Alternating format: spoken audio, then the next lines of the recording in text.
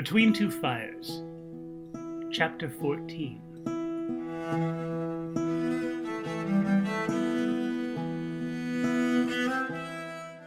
Of the Stained Priest and the Widow's Revenge. 2 months before the plague came to Saint-Martin-le-Preux, Père Mathieu Anicot was in love. His hand shook as he put on his chasuble and prepared the candles and the incense, and when he preached his sermon, his left armpit ran cold with sweat, even though the mornings were still cool that May. It seemed curious to him that only the left armpit was affected. Perhaps, he thought, because the heart was supposed to sit just a little to the left in the body, and his sin, as of this morning, was still only in his heart. The sweat would run from the moment he approached the altar. Even with his back to his flock, he thought about where the object of his affection would be standing, 3 or 4 rows back, always closest to the aisle, at the level of the stained glass window portraying the brides with their lanterns. He could even distinguish the young man's cough from the rest of his congregation. On this particular day, the object was wearing his best gray cotardie, buttoned snugly up his trunk, and standing with one leg in the aisle, which the others took for rascality, but which was in fact to better display his bright red stocking and the long, well-calved leg in it. As Père Mathieu lifted the Eucharist, he tried to keep his thoughts on the words he was pronouncing, but then he felt the cold sweat running and knew it was making him stink. This new love sweat hit high in the nose, with a sharp note like cheese or salt or metal or the miscarriage of all 3. His inner cassock was so ripe with infatuation that he sweated again when he brought it to the laundress's and blushed when he gathered it back. The boy's father was the village reeve, whose job it was to act as liaison between the farmers and their seigneur. As was often the case with reeves, Samuel Hébert was mistrusted by each side. The seigneur believed he let the villagers off too early when they worked his manor farm their customary 2 days per week. This was true. But many of the villagers believed Hébert was too scrupulous in counting and weighing the shares of livestock and harvests they owed their lord. In fact, this was not true. He often let the best cows stay with the inheritors after a peasant died, and brought a slightly less meaty one up the river as Harriet. Nonetheless, it was Samuel Hébert who took from them, and these proud Norman farmers better perceived slights than kindnesses. And by peasant standards, he was rich. Michel Hébert, his second son, was going to Paris to study law. At 20, he would be a bit older than most of his colleagues, but a tidy bribe had been administered, and a bursar from the university had met the boy and declared him good enough in Latin that something might be made of him. Soon, Père Mathieu thought, with great sadness and resignation, those red legs would not be standing in the aisle near the window. He was right, of course, but not because the boy was going to Paris. The great death was coming. It had already begun devouring Avignon, where it was said the Pope heard audiences between 2 fires to burn off pestilential air, and it was nibbling at Paris, where the first afflicted households were trying to hide their sick so they would not be shunned by their neighbors. The priest knew his congregation was hungry for news about the disease and its progress. He knew they craved some reassurance that Saint-Martin-le-Preux would be spared, whether for its holiness or because they had suffered enough under the hand of their greedy seigneur, but he could not summon up the words. The truth was that he knew nothing. He did not know how it was spread, what had caused it, where it would go, or what could be done for the ill. What troubled him most was his feeling that God could see into his heart and knew that his love was twisted. God would weigh his most secret thoughts and, finding them repulsive, would take an even heavier toll on the vilain of his flock. He would have thrown himself into the river, but a suicide priest might be worse in God's eyes than a would-be sodomite.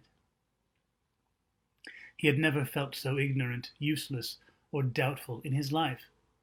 His homily addressed the sin of wrath, and how much it displeased the Lord when neighbors bickered over the placement of fences or insults spoken in the alehouse. What do you think will happen in the alehouse? Will you make peace there, or will you quarrel? I tell you, a devil loves no better hiding place than a bowl of beer. He knew, as soon as he said the words, that he had stepped on dangerous ground. The whole village knew him for a tippler.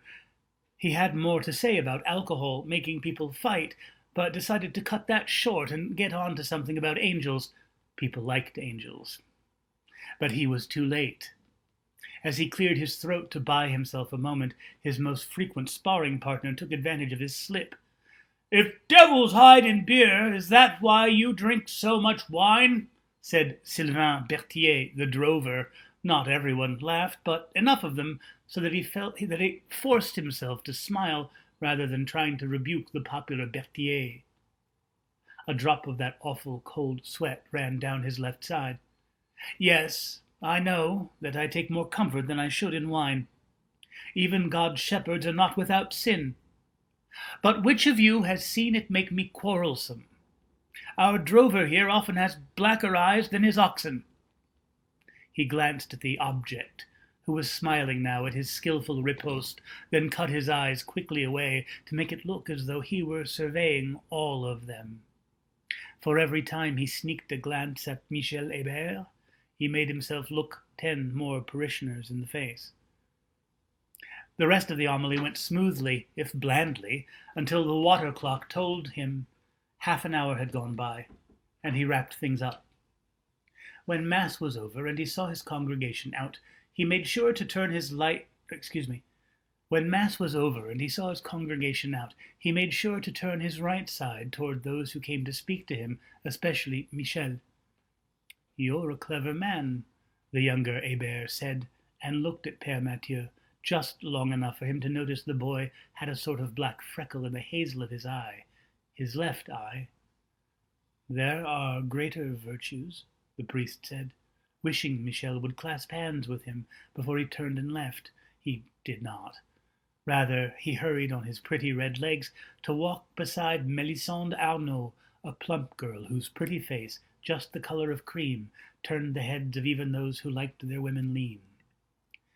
He knew from the confessional that Michel had already fornicated with several girls, including his own half-sister, and fully expected Mélisande to be inventoried soon. He had also lately confessed to having impure thoughts about men. Whatever demon oversaw libido had his hooks deep in Michel Hébert, and used him now to ensnare others. If there were demons at all, if that boy is Satan's instrument, God, show me some sign. Let him look back at me.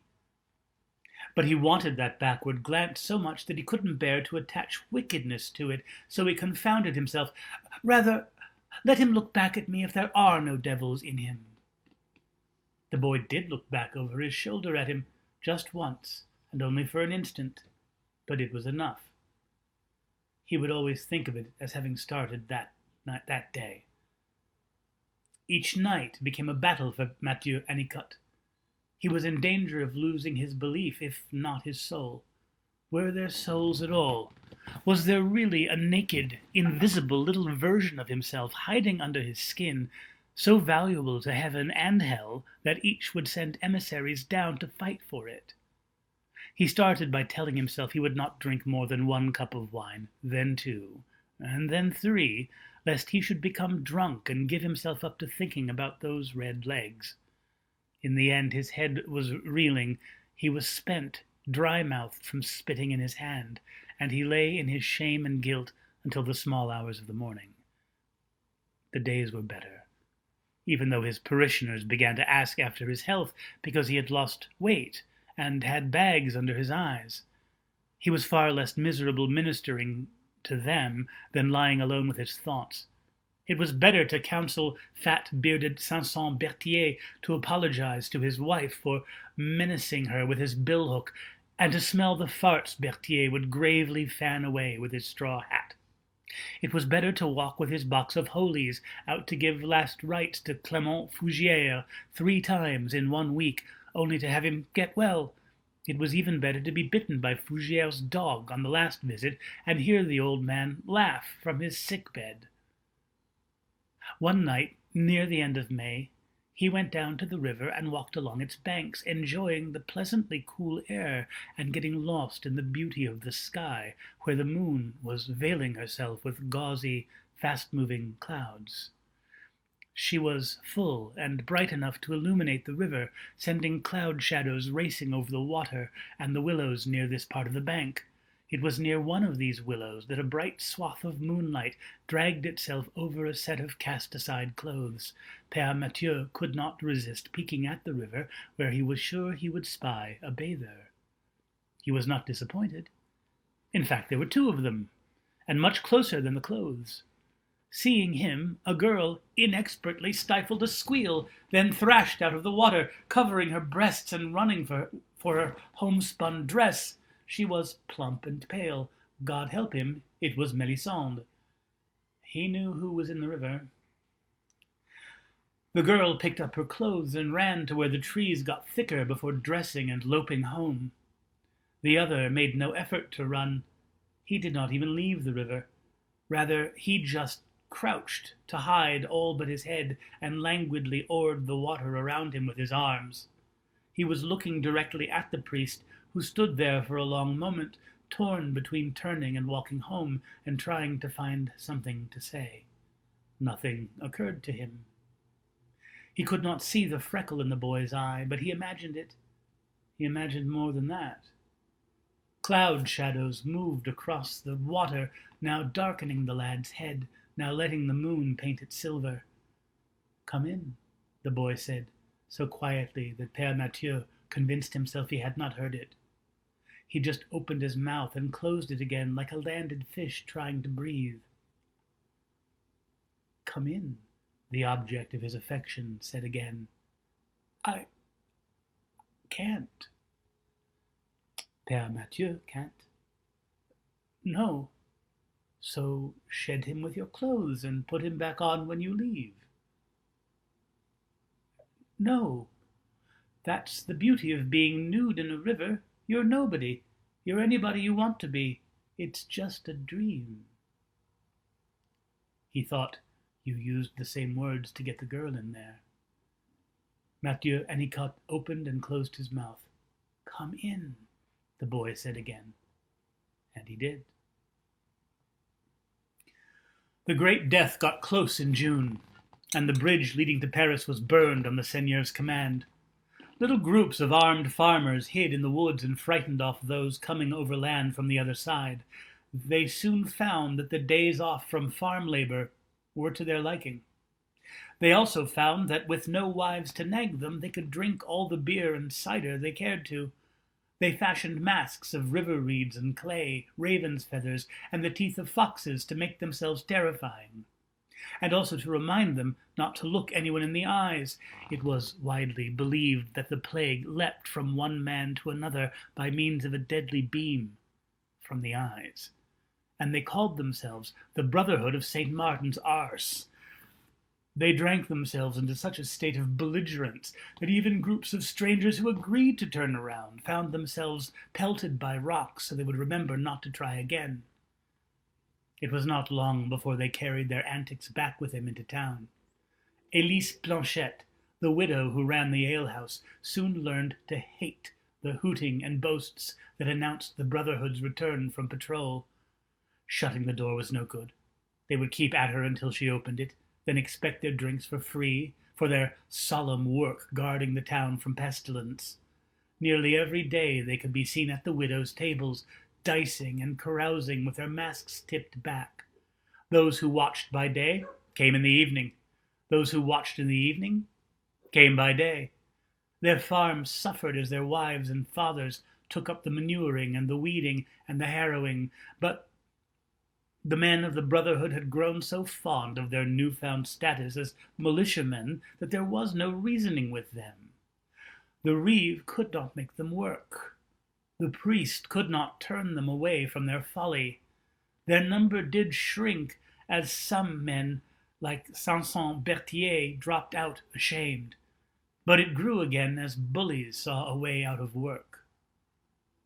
When one of them stole wood from the widow's house, saying his duties left him no time for chopping, she tried to block his way out, but found herself pushed down on her backside. She complained to the herald. This herald promised to take the matter before their lord, but nothing was done. The seigneur, terrified of plague, had suspended court sessions and shut himself away with his retinue. Only the herald was seen, arching his painted eyebrows and reading unenforceable proclamations from the back of his palfrey. Men-at-arms could be seen walking the parapet of the keep, their armor winking in the early summer light, but they never came down any more. The brotherhood of Saint Martin's Ars was all the justice there was in Saint-Martin-le-Preux. One night, when there was enough moon, several of the day watch went drunkenly to the river to gather reeds for new members to make masks with. Steering for a growth of reeds near the charred and collapsed timber of the bridge, one of them noticed a pair of red stockings balled up on the shore. Other clothes were concealed nearby. "Look here, boys," he whispered. "We've got some June frolics in the river." "Ho!" one of them cried, slapping the water with his staff. "Come out, little fishes. One of you can show us their gills." They guffawed at that and began whistling, but no head broke the water. "Under there," one said, pointing at where the western ruin of the bridge still stood. They waded in the mud and looked underneath. There, hiding by the pilings, shivered a very pale and naked priest, holding the hands of the Reeves' son, who was also in the state of Adam. Both of them were slicked with mud halfway up their shins. "I don't believe my whoring eyes," one man said. Now the boy panicked and sloshed out toward the other side of the bridge, running when he got to the bank. Père Mathieu nearly followed him, but then lost all hope. He turned his back to the men, held his face in his hands, and cried. He was sure they would kill him. None of them moved for a long moment. Then one of them spat on him, then another. When all of them had done so, they turned, laughing, and walked back up the river and into town to spread the news. So it was that when the plague came, only a dozen souls were coming to Père Mathieu's mass. His assistant and bell ringer, a stocky, busy, black-haired child everyone called Bourdon or Bumblebee, performed his duties without his former energy. Hardly any received the priest when he came to anoint their loved ones in death. Only a handful sought confession. Soon the Reeves' son died, and the Reeve, and nearly the whole village. Heartbroken, yet afraid for his life, the priest stopped going to church at all, shutting himself up in his house with his wine. It was not until the monster moved into the river that the villagers sought their shepherd out and shamed him into helping them. There was no one else they could go to, so he tried. He went house to house, seeking men who could use a weapon. When he saw how strong the thing was, and knew he did not have enough healthy men to fight it, he took up the place where the Brotherhood used to wait, and sat with his lantern, praying for soldiers to come down the road. As it turned out, one did. As for the Brotherhood of St. Martin's Ars, they were already gone. They were, in fact, among the first victims. The widow fell ill, having caught it from the farmer's child who helped her clear up, and the surgeon had refused to see her. Trying to do for herself what she believed he would have done for her, she bled herself into a wooden bowl, though this only made her weaker.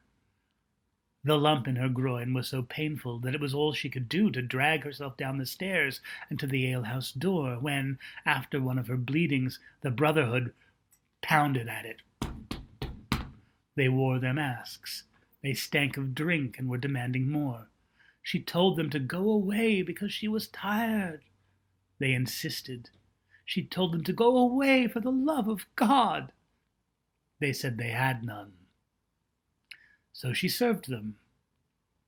If they tasted the blood mixed into their beer, they never said a word about it.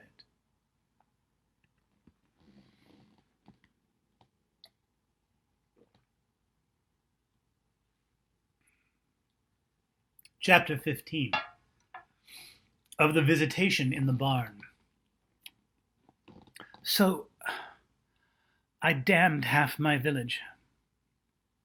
My weakness made them hate me, so they stayed away from Mass. They were cut off from the sacraments. Tomas furrowed his brow at the priest. But it doesn't make sense. As you said yourself, most priests have a mistress. Why would they hate you so for dallying with the girl? The priest shook his head and looked at the sky. Why would the boy run off and leave the girl in the river with you? And why would she want a knobby old priest twice her age when she could have a handsome lad who was going to be a lawyer? The mysteries of the heart are unknowable. And the way you described his legs. It was the boy, wasn't it? You kept saying the object of my affection, because you've plumbed the boy. No, the priest lied. What good is confession if you lie? Everyone lies at confession, around the edges at least. A man who fornicates with his brother's wife will say it was a whore.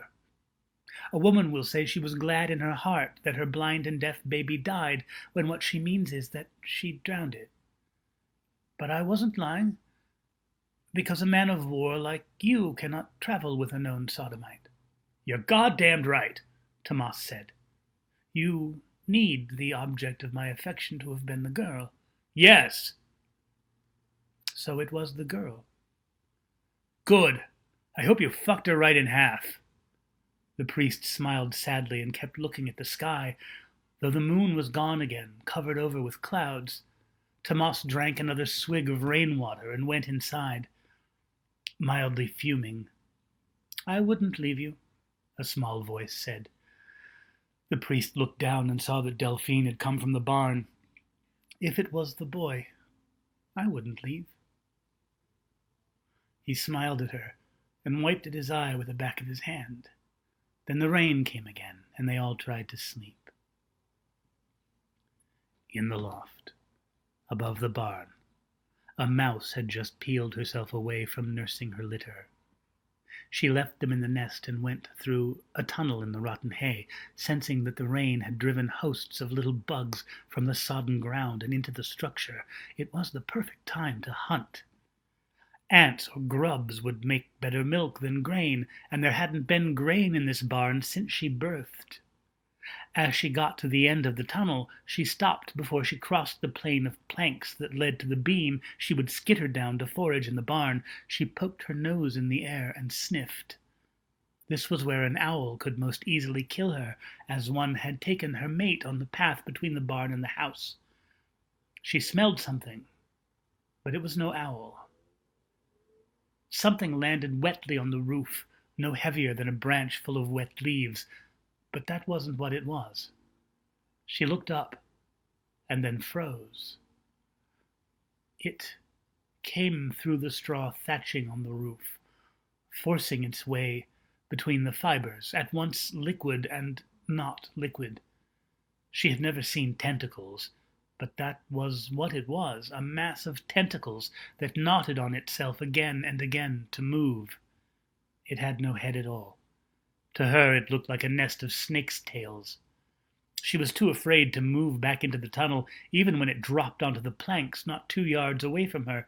It writhed nearer, rearing up several of its tail arms to regard her, but then, thankfully, decided she was not what it was looking for. It collapsed on itself and went liquid again, blacker than blood, so black it was less like a stain and more like the most profound absence of light. It oozed through the spaces between the planks and disappeared.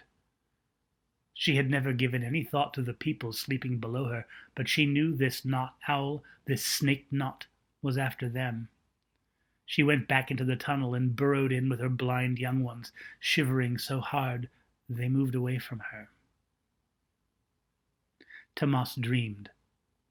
He was walking across a burning landscape of dry grass and nettles and sand that shifted in the hot wind and stung his eyes. He was wearing armor. The sun seemed to hang closer to the earth than it should have. It seemed to press on his armor as if it had hands, heating the links of his mail unbearably. Smoke began to fill the air. Fires at the horizon line twinkled as figures moved near them, fanning the flames. He had heard that the infidels under Saladin had burned the grass at the horns of Hattin to drive the crusaders mad with thirst before he crushed them in battle, driving them out of the Holy Land. And Tomas thought that was where he was, near Jerusalem in the Levant. The figures working the fires didn't look like people, though. God damn it. Stop that! He tried to shout, but the words caught in his throat as if they had hooks. His throat was unbearably dry, and he knew he might die of thirst.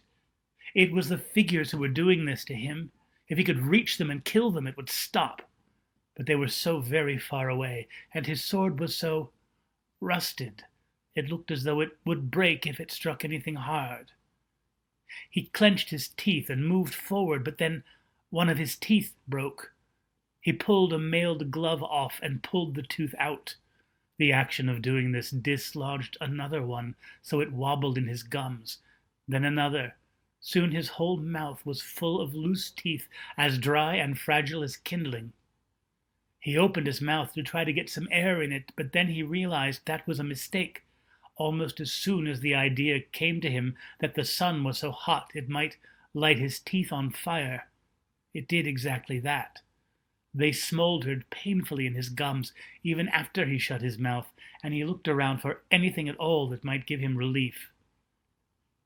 That was when he saw the thorn bush. It was about as high as his ribs, with long wicked thorns. The whole bush seemed to bend around something at its center, a pear. But not just any pear. This was the fattest, sweetest-looking pear he had ever seen, with a leaf on its stem of impossible greenness.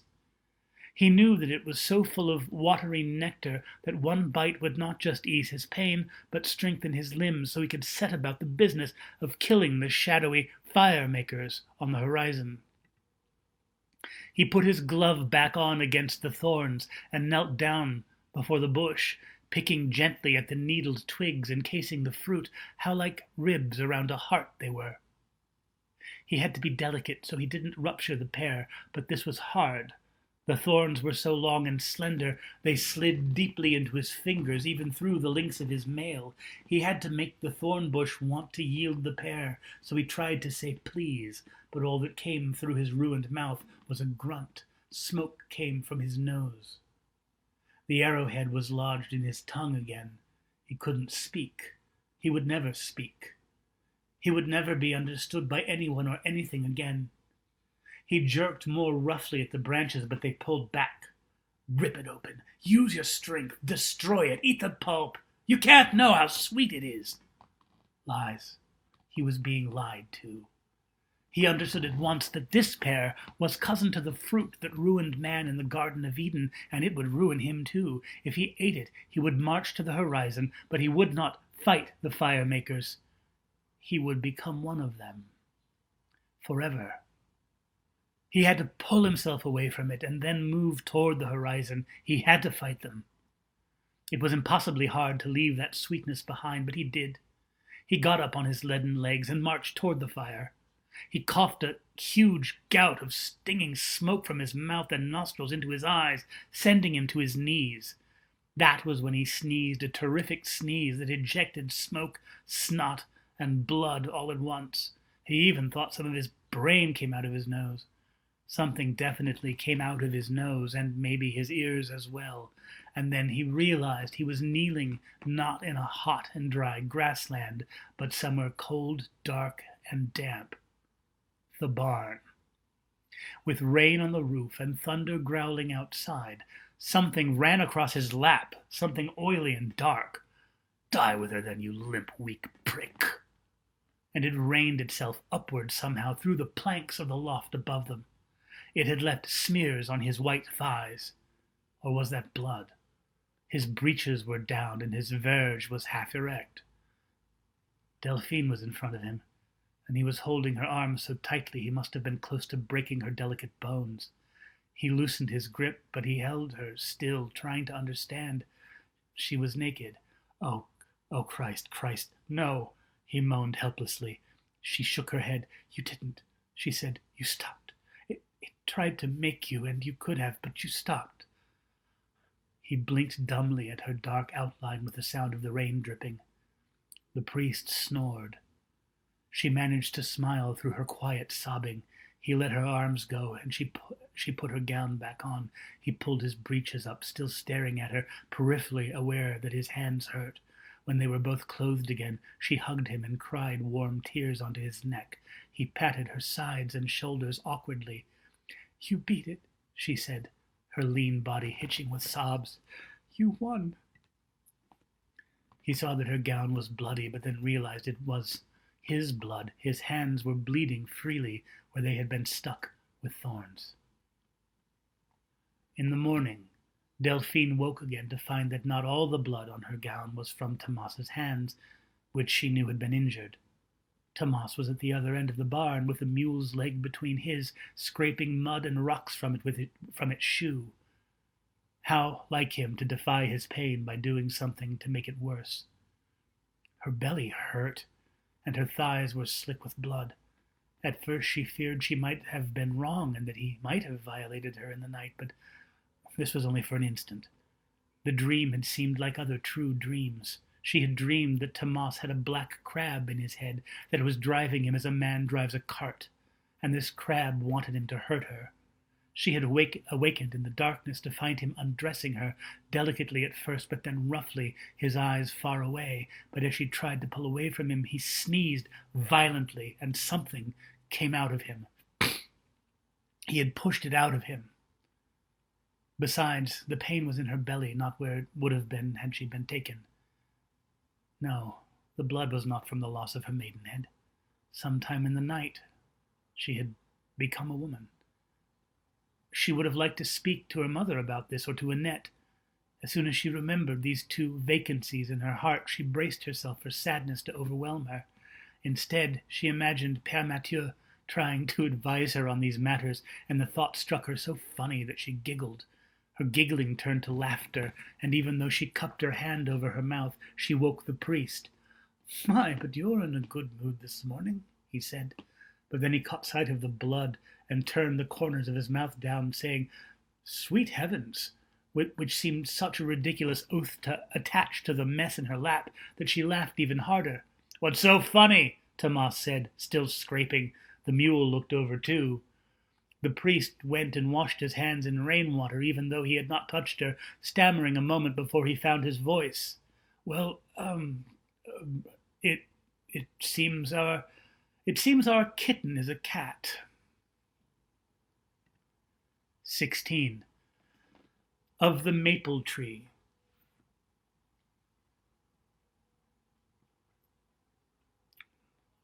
Delphine was too restless to sit in the cart, so she walked alongside while the two older men rode. The cloths she had bundled around her middle were coarse and chafed her, but she was glad to have found them in the farmhouse. The mother of the dead family inside had been halfway through sewing a dress for herself when the disease came and made her lay her needle aside.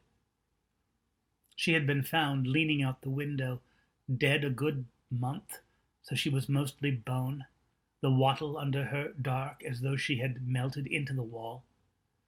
Delphine thought the woman's fever might have made her want air at the end of it. She guessed, too, that the whole family had sickened at once. One small corpse hugged another in the corner opposite, the smaller of them clutching a cloth puppet with eyes of snail shell. The mother was already too weak to bury them when they died. And where was the man of the house?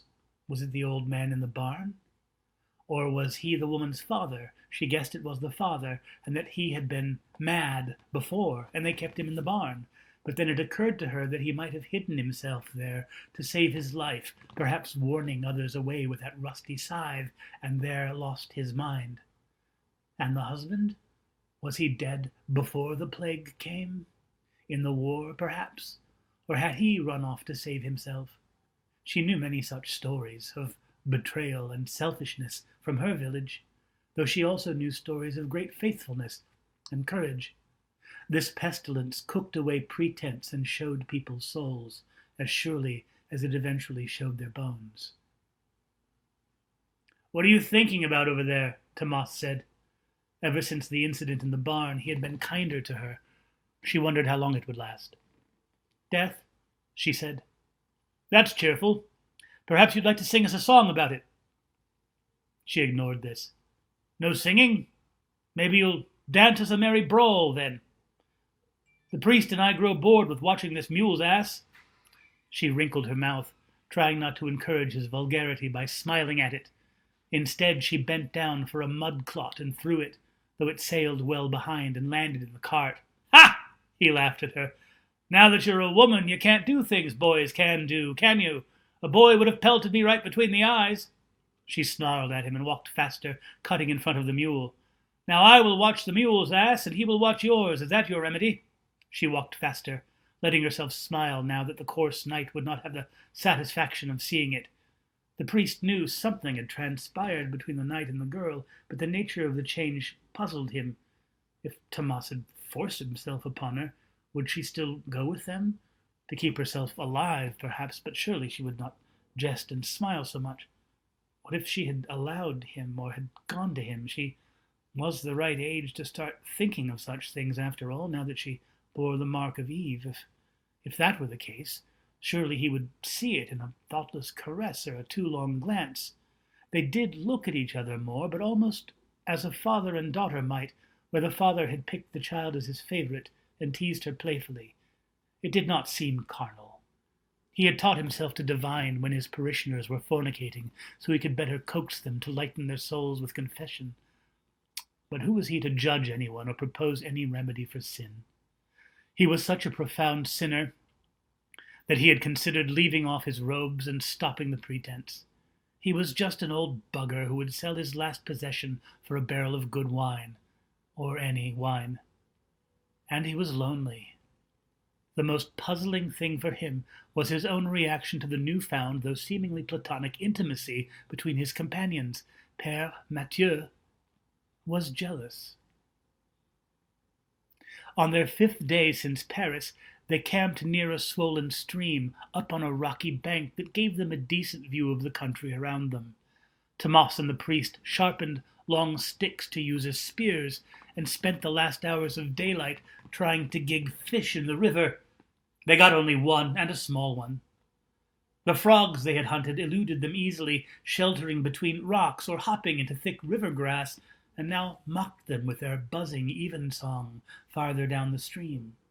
The girl went to forage in the woods. She returned at twilight with a rusty, hole-ridden pot in which she carried 2 handfuls of acorns, several walnuts, and a broken horseshoe. "God damn it," Tomas said, gazing at her small cache. "Maybe God would be more generous if you swore less. God starves babies sometimes, and they don't swear at all." Having no answer for that, Delphine found a tree stump and began pounding acorns with a horseshoe. They would make an awful, mouth-puckering companion to the 2 mouthfuls of trout they could each look forward to, but it would be marginally better than nothing. "Babies go straight to heaven," she said now. Tomas didn't look up from his work, setting river stones to make a fire. "Bad ones don't," he said. "There are no bad babies," she said.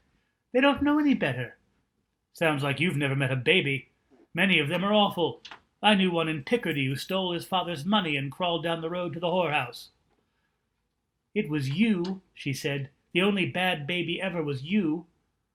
The priest sighed and went off to gather more sticks for the fire. They ate their awful dinner, sucking each slender bone and washing the bitter acorn meal down with water. The walnuts were last, least, and best. Stomach still rumbling, they each settled down, the men near the cart, the girl with her head against the tree stump. The only sounds were the stream, the frogs, and the mule munching his fill of grass.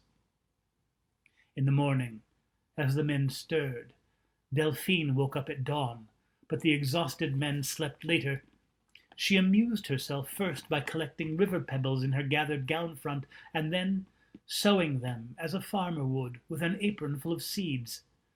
When she was out of pebbles, she took up one of the fishing spears and, holding it butt end down, pretended to stir the rusty pot. The priest sat up, stiff from his night on the rocky ground, and noticed her at her game. "What are you cooking for us, daughter?" he said. "A stew." "Christ, don't start that," Tomas said. "What kind of stew?" the priest said, secretly happy to needle the knight's hunger.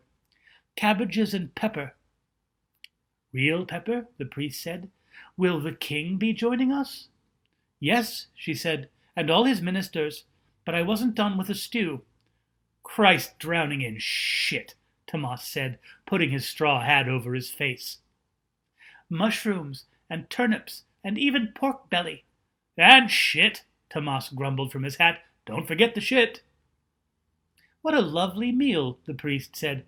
"May I have some?" Delphine nodded gravely, still stirring. The priest got up and held his wooden bowl out so she could pretend to fill it with her stick ladle.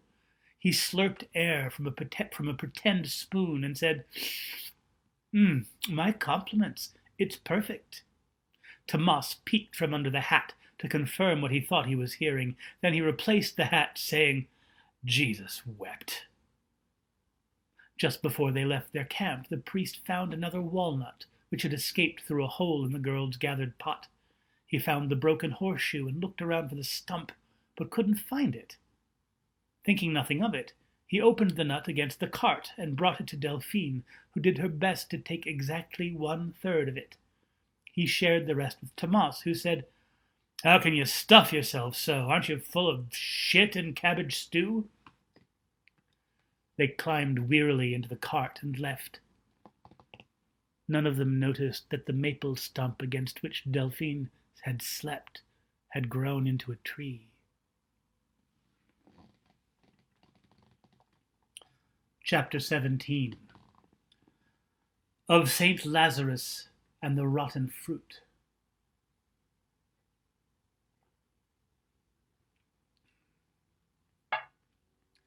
The soldiers passed them near the town of Namur, just as deep, cold woods gave way to overgrown and deserted farms. They had just broken camp, and their hunger gnawed at them. They had begun to discuss the possibility of eating their mule. Rather, Tomas had started discussing it, provoking fierce resistance from Delphine and causing the priest to say, "I would rather starve than walk." "We can all see our ribs. It isn't right. We should smoke this bastard and eat like kings for a week." "Did you see his ears twitch?" Delphine said. "He heard you." "I don't care if he did. You can't really want to eat our friend. He's been so faithful."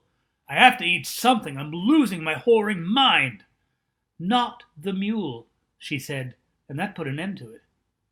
The soldiers came then, just at first light. No fewer than 6 knights and another 20 men-at-arms rode up on them, the horses' hooves shaking the road. A voice shouted, "Get that cart out of the way!"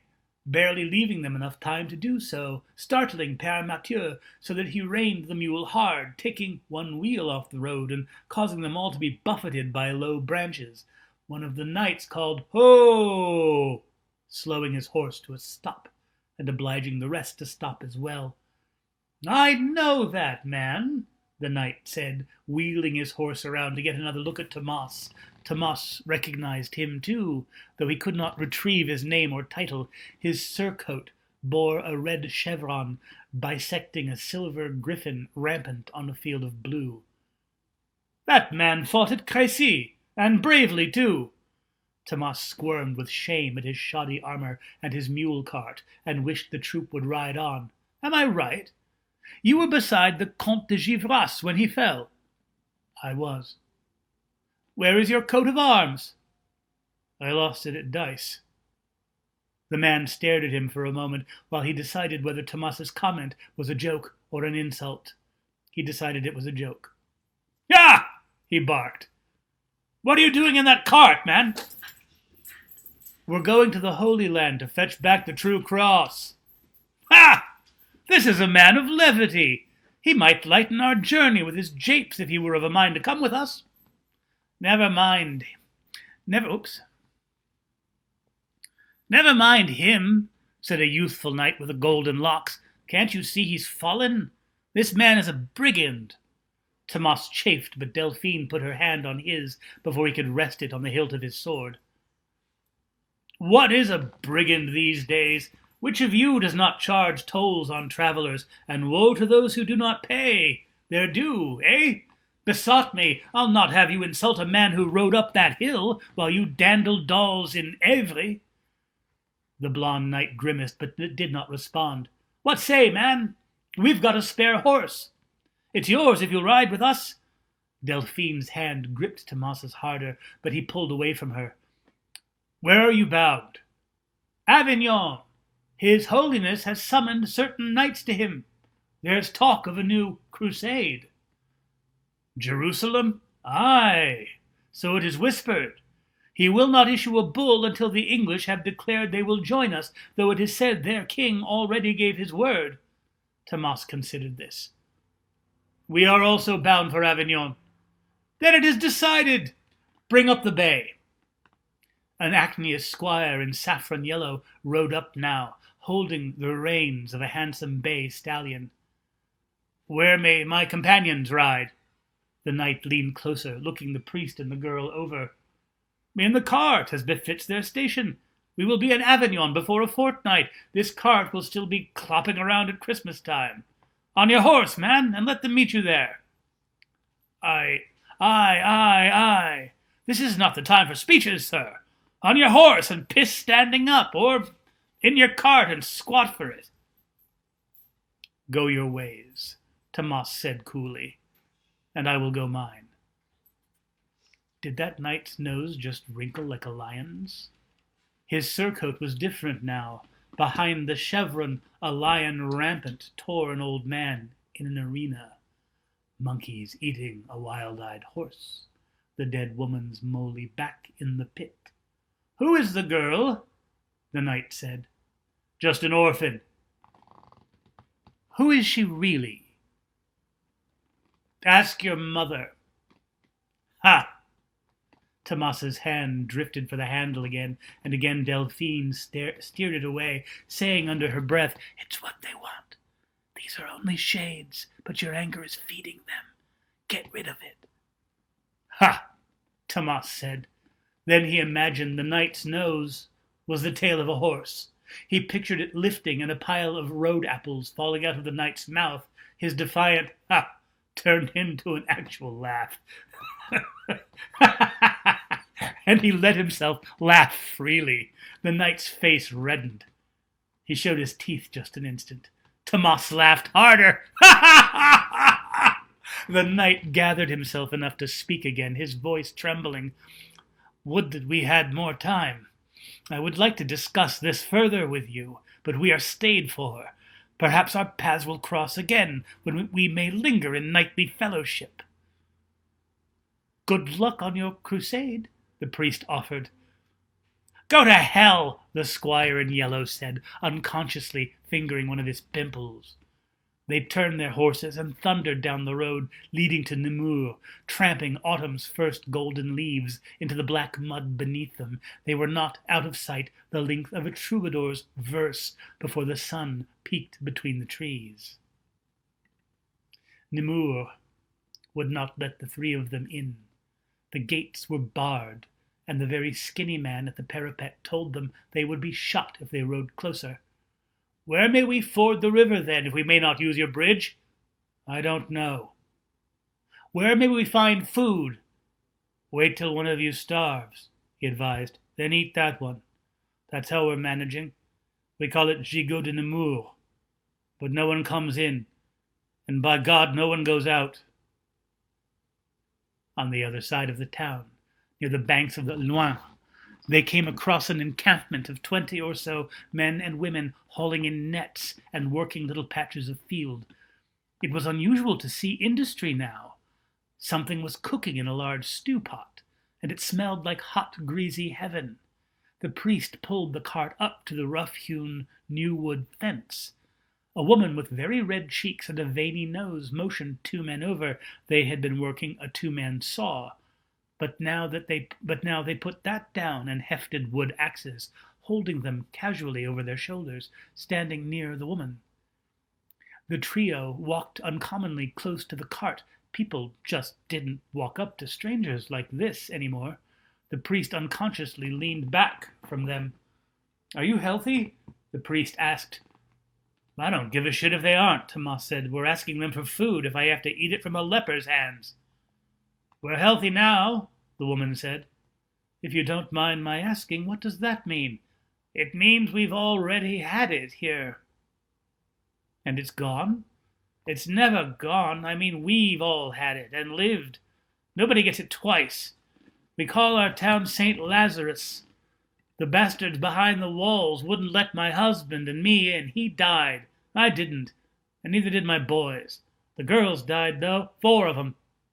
Others came. Now Namur is full of scarecrows and cannibals, and we get survivors every week or so. We'll let you move in if you're willing to spend the first night in a sick blanket. Have any of you had it?" "Just him," said the priest, indicating Tomas. "Yep, he looks strong, but you can't always tell by that. We think it's 1 in 5 gets through, as long as it's the swelling kind. The blood coughers all die. The ones who turn black die too, and quick." "We didn't have any of those in my town." "Lucky you. We're starving. Can you help us?" The woman scratched her chin, looking them over. "Will you work for it?" "God, yes." "What can you do?" He kills people. I read Latin. The little girl asks questions, and lots of them, and also reads Latin." "All right. The big one helps build the fence. You two. And the girl mends nets. You give us half a day of work, and we'll feed you tonight. But then you're on your way tomorrow. We don't want to start liking you and have you up and die on us." "You've got a deal. Would you like me to say a mass for you in the morning?" "What, God in heaven?" "The only thing I say to God in heaven is my daughter's names. And it's not a prayer. It's a rebuke. We'll thank you not to say any blessings at dinner." The work was hard, but good.